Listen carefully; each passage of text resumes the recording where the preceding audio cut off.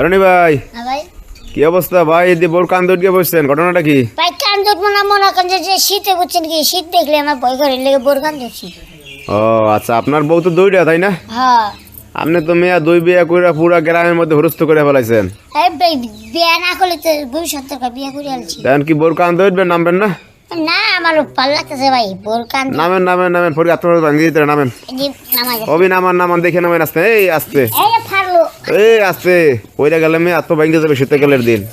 রনি ভাই, একটু কথাবার্তা বলে দিয়ে আসছে। এখন ঘটনা হয়েছে কেমনি কি এই দুই বিয়া করলেন, আপনার সমস্যাটা কি? এই যে এটা বড় বউ বিয়ে সাথে করছি, সন্তান আছে হয় না, পরে গেলাম যে বিয়ার একটা করে ও এই যে বড় বউ। হ্যাঁ।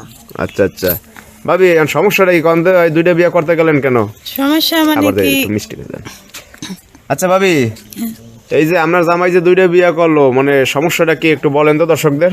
সমস্যা হয়েছে কি, আমার ঘরে কোনো সন্তানাদি হয় না, তো এই জন্য ও আবার বাইরে বিয়ে করতে চাইছে। আচ্ছা আচ্ছা পরে ওরে বললাম যে বাইরে থেকে একটা মেয়ে আনলে দায় ঝামেলা হবে, তো তাহলে আমার ঘরে ছোট একটা বোন আছে, পরে আমি তোমার জন্য আইনা দিই, তাহলে আমার সংসারটা ভালো থাকবে, আমিও ভালো থাকবো, তুমিও ভালো থাকবা, কিংবা আমার একটা সন্তানাদি হলে আমার ধরতে দেবে, আদর যত্ন করতে দেবে। এই জন্য আচ্ছা, আচ্ছা। আমি এই চিন্তা ভাবনা করে আমার বোনের বলার পরে আমার বোন রাজি হয়েছে, পরে আমার বোন ওর জন্য আনছি বিয়ে করে।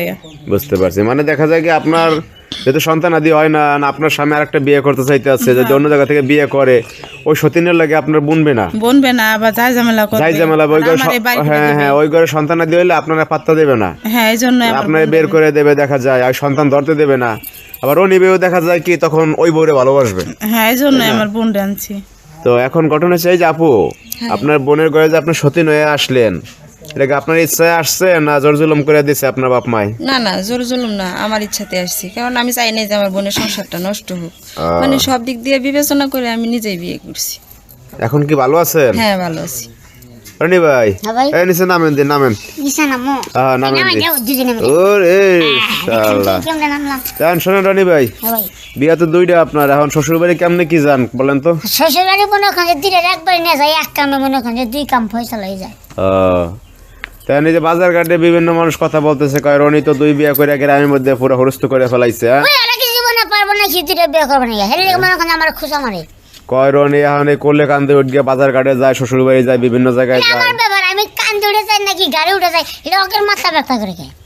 সেটাই তো আমার কথা হচ্ছে, বউ আপনার, হ্যাঁ কোলে উঠবে না কান্দে উঠবে না এটা আপনার বিষয়, হ্যাঁ। তাই না?